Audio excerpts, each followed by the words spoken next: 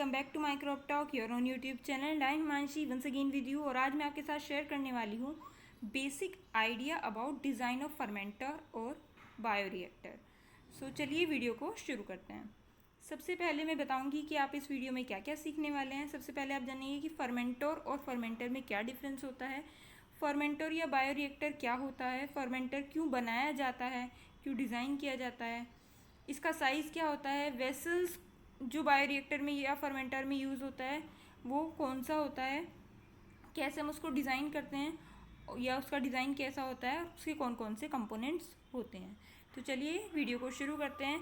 देखिए, ये जो बताने का मेरा मेन मोटिव है वो क्या है कि बहुत सारे लोग टोर और टर यानी कि फर्मेंटर और फर्मेंटर में को रिलेट करते हैं, मतलब वो नहीं समझ पाते हैं कि उन्हें लगता है ये दोनों चीज़ें एक ही हैं। तो सबसे पहले वो वाली चीज़ आपकी क्लियर कर देती हूँ।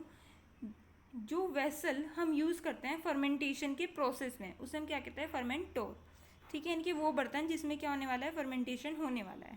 अब फर्मेंटर क्या हो गया, वो ऑर्गेनिज्म जैसे कि ईस्ट हो गया, बैक्टीरिया हो गया, जो भी फर्मेंटेशन के प्रोसेस में पार्टिसिपेट करेगा फर्मेंटेशन के प्रोसेस के होने के लिए, उसे हम क्या कहते हैं, फर्मेंटर कहते हैं। सो जो बर्तन है वो फर्मेंटर है और जिस ऑर्गेनिज्म की वजह से फर्मेंटेशन हो रहा है उसे हम क्या कहेंगे, फर्मेंटर। नेक्स्ट बढ़ते हैं आगे, जिसमें हम जानेंगे फर्मेंटर या फिर बायोरिएक्टर होता क्या है।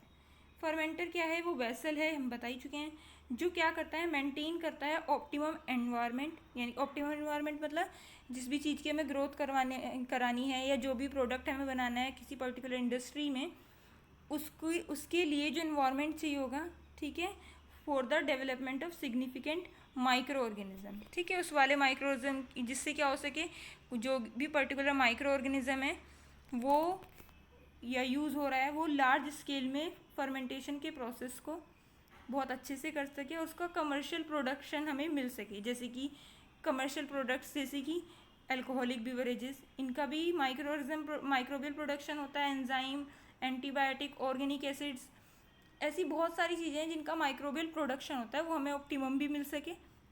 क्योंकि जब हम किसी भी चीज़ को इंडस्ट्रियली प्रोड्यूस करते हैं तो हमारा मेन मोटिव क्या होता है कि उससे ज़्यादा प्रॉफिट अर्न कर सकें और कम लागत में यानी कि कम कॉस्ट में ज़्यादा अच्छा प्रोडक्ट प्रोवाइड करा सकें।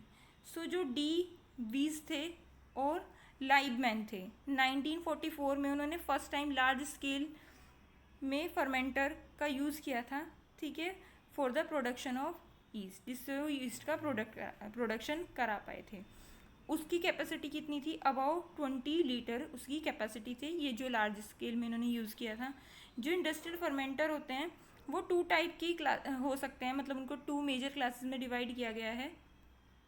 कौन सी, एनारोबिक यानी कि वो जो ऑक्सीजन की एब्सेंस में ग्रो करते हैं, और एक वो जो ऑक्सीजन की प्रेजेंस में ग्रो करते हैं।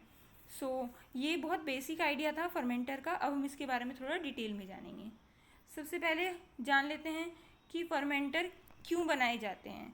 क्योंकि इसके बहुत सारे काम होते हैं। ये स्टेरिलाइजेशन करते हैं, टेम्परेचर को कंट्रोल करते हैं, पीएच को कंट्रोल करते हैं, फोम मतलब जो झाग बनते रहते हैं ना प्रोडक्ट को जब हम घुमाते हैं तो उसमें क्या होता है, झाग बनते रहते हैं। क्योंकि इतना सारा प्रोडक्ट बन रहा है तो ताकि जो भी माइक्रो ऑर्गेनिज्म है या फिर सभी चीज़ों का डिस्ट्रीब्यूशन ऊपर से लेके नीचे तक पूरे वेसल में हो जाए, इसलिए उसको बार बार घुमाना होता है। उस वजह से क्या बन जाते हैं, एयरेशन की वजह से क्या हो जाता है, फॉर्म होते हैं, यानी कि झाग बनते हैं, उसको कंट्रोल करता है।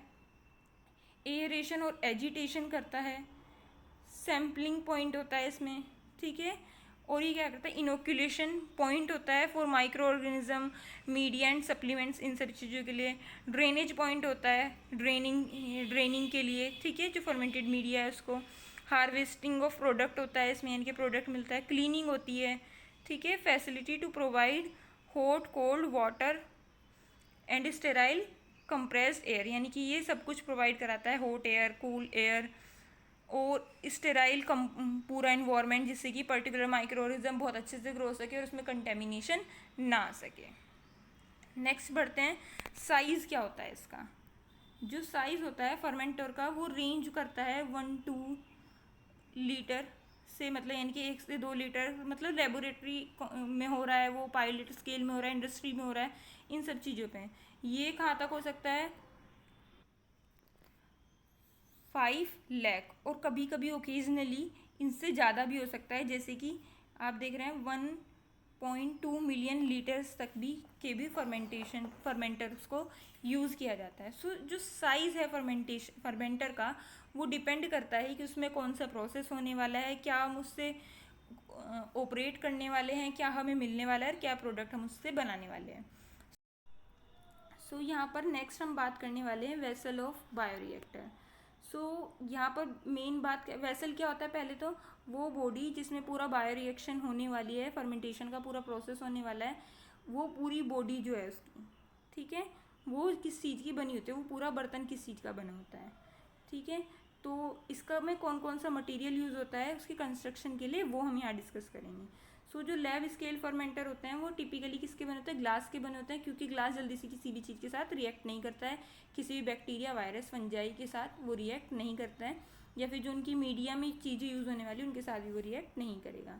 नेक्स्ट जो पायलट स्केल या फिर इंडस्ट्रियल स्केल होते हैं, उनमें जो वेसल्स होते हैं, यानी कि जो बॉडी होती है, वो नॉर्मली किसकी बनाई जाती है, तो स्टेनलेस स्टील की, या फिर अगर वो स्टील की नहीं भी बन रही तो उस पर क्लैडिंग हो जाती है किसकी, स्टेनलेस स्टील की, यानी कि कुछ पोर्शन स्टेनलेस स्टील का यूज़ किया जाता है ऊपर वाली साइड।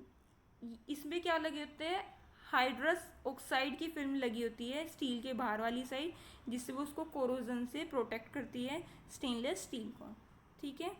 जो configuration of film differ with industrial process, यानी कि जो ऊपर की फिल्म लगी हुई है, यानी कि जैसे कि हाइड्रस ऑक्साइड की मैंने आपको बताई है, देखिए मान लेते हैं कि ये बॉडी है, तो इसके ऊपर क्या लगी होगी, हाइड्रस ऑक्साइड की लेयर लगी होगी, जिससे इस पर जंग ना लगे, ठीक है। सो ये जो भी फिल्म है, यानी कि ऊपर की साइड जो लगने वाली हाइड्रस ऑक्साइड की लेयर है, ज़रूरी नहीं कि इसी की बने, ये स्टील एलॉय के साथ बदल भी जाती है कि कौन सा स्टील एलॉय हम यहाँ पर यूज़ कर रहे हैं, कौन से टाइप का स्टील हम यूज़ कर रहे हैं। जो क्रोमियम होता है वो भी यूज़ होता है, ठीक है, to elevate the film of, जिससे क्या हो सके,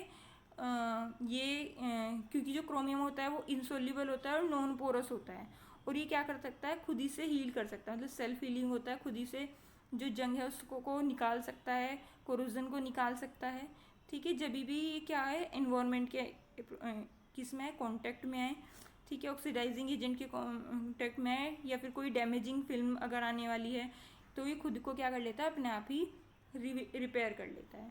नेक्स्ट हम बात करेंगे डिज़ाइन ऑफ फर्मेंटर, कैसे डिज़ाइन करते हैं फर्मेंटर को। जो फर्मेंटर का डिज़ाइन है वो हाई क्वालिटी उसको प्रोडक्ट प्रोवाइड करनी होनी चाहिए, और क्या, लो कॉस्ट, यानी कि वो ज़्यादा अच्छी क्वालिटी दे कम कॉस्ट में, क्योंकि इंडस्ट्रियल जितनी भी होती हैं उनका मेन मोटिव क्या होता है कि वो कम कॉस्ट में ज़्यादा अच्छे से अच्छा प्रोडक्ट कस्टमर को प्रोवाइड करा सकें। तो ये बहुत ज़्यादा बेस करता है कि फर्मेंटर है वो कितनी ज़्यादा हाई क्वालिटी चीज़ दे सकता है कम से कम कॉस्ट में, ठीक है। और क्या होनी चाहिए, ऑथेंटिकेशन होना चाहिए उस चीज़ का, ठीक है, कुछ डिज़ायर्ड पैरामीटर्स होते हैं उसके, ठीक है। ये नेक्स्ट क्या है, जो डिज़ाइन होता है फर्मेंटर का वो किस पे डिपेंड करता है, मोड ऑफ ऑपरेशन, ठीक है, यानी कि कौन सा माइक्रो ऑर्गेनिज्म उसमें प्रोडक्शन होने वाला है, उसकी प्रोडक्ट वैल्यू क्या होनी चाहिए, कंडीशन कौन कौन सी नीड है, ठीक है, डिज़ायर्ड प्रोडक्ट कौन सा है, ठीक है, उसकी फॉर्मेशन के लिए, और कौन कितना ज़्यादा प्रोडक्शन होना है उसका। इन सब चीज़ों पे जो प्रोडक्शन का डिज़ाइन, फर्मेंटर का डिज़ाइन है वो बेस करता है।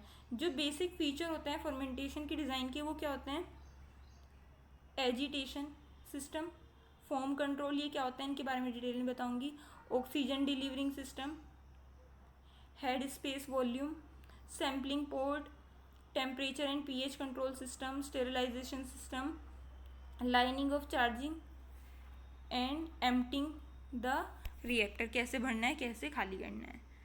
नेक्स्ट ये देखिए यहाँ पर कुछ कंपोनेंट्स दिखाए हुए हैं, ये बायो रिएक्टर का डायग्राम आप यहाँ पर देख पा रहे हैं। ये सिस्टम मॉनिटर है, देख पा रहे हैं आप, ये मॉनिटर करते हैं कि कितना लेवल हो गया है, क्या क्या क्या जो प्रॉपर चीज़ें उसमें चल रही हैं, पीएच कंट्रोल हो गया, जैसे कि टेम्परेचर कंट्रोल हो गया, ये सब चीज़ें आएंगी इसमें। एक एजिटेशन सिस्टम होगा जो क्या करता है, यहाँ पर मोटर लगी होती है, ठीक है, ये या फिर ये जो मोटर होती है ये क्या करती रहती है, घुमाती रहती है, इसकी वजह से ये आप जो प्रोपेलर देख पा रहे हैं ये सभी प्रोपेलर क्या होंगे, घूमेंगे इस डायरेक्शन में, ठीक है।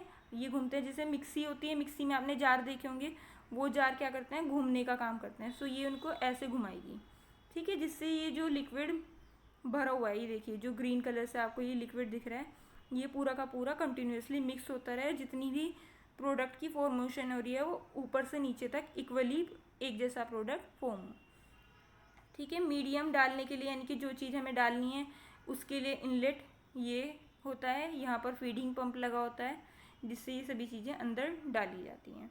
और निकालना होता है तो जो भी इफ्लुएंट होता है या फिर जो भी चीज़ हमें निकालनी है इसके लिए आउटलेट वाला लगा होता है, यहाँ से निकाला जाता है। कुछ थर्मल जैकेट्स यहाँ पर लगाई जाती हैं बाहर की साइड, जिससे कि क्या होगा, थर्मल जैकेट में क्या करता है, वो टेम्परेचर को कंट्रोल करने का काम करता है।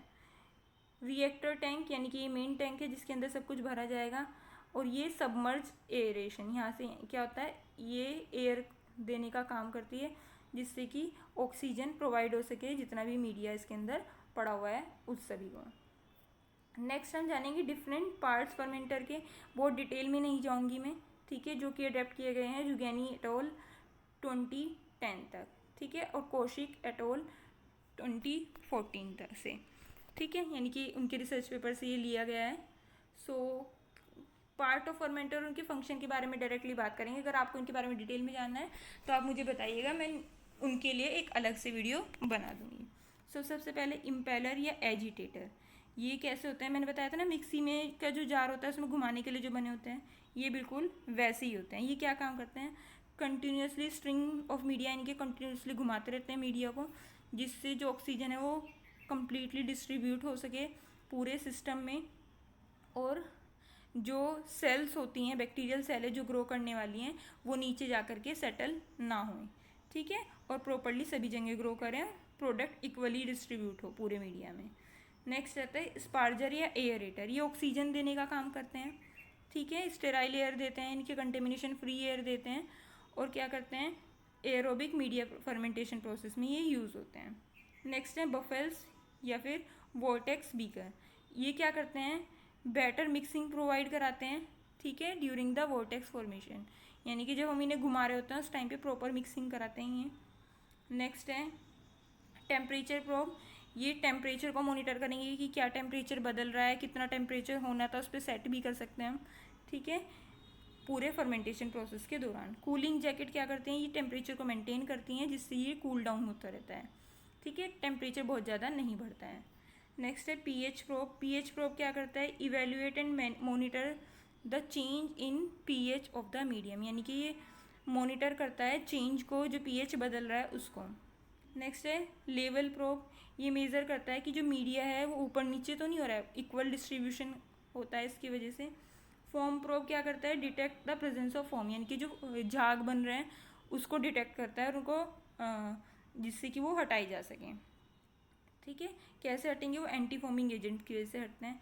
एसिड क्या का जो होता है पार्ट, वो क्या करता है, न्यूट्रलाइज करता है जो बेसिक इन्वायरमेंट होता है जिससे कि पीएच को मेंटेन किया जा सके। बेस क्या करता है, वो भी न्यूट्रलाइज करता है एसिडिक इन्वायरमेंट को, जिससे कि जो पीएच को फिर से क्या किया जा सके, यस, मेंटेन किया जा सके। एंटी फॉर्मिंग एजेंट क्या करते हैं, break down and avoid foam occur in the medium, यानी कि जो भी फॉर्म झाग बन रहे हैं उनको रिमूव किया जा सके। सैम्पलिंग पॉइंट क्या करता है, यहाँ से सैंपल को डाला जाता है बायोरिएक्टर में। वॉल्व्स क्या आती हैं, ये रेगुलेट करती हैं limit the flow of liquid and gas, जिससे जो एक फ्लो है पूरा लिक्विड का और गैसेस का उसको क्या किया जा सके, मेंटेन किया जा सके। जैसे कि आपने देखा होगा कुकर में सीटी लगी होती है, ठीक है, अगर प्रेशर बन के वो सीटी से जो गैस है वो रिलीज़ ना हो तो कुकर क्या हो सकता है, फट सकता है। ऐसे ही इसमें वॉल्व लगी होती हैं जिससे क्या हो जाए, जो एक्स्ट्रा गैसेस बनी हुई हैं अंदर वो रिमूव हो जाए। नेक्स्ट है कंट्रोल पैनल, कंट्रोल पैनल क्या करता है, मॉनिटर करता है all parameters in the system, यानी कि जो भी पैरामीटर्स हैं, चाहे वो पीएच है, टेम्परेचर है, इन सबको क्या करेगा, मेंटेन रखता है। इनलेट एयर फिल्टर, इसके थ्रू क्या होती है, फिल्टर्ड एयर आती है फर्मेंटर में।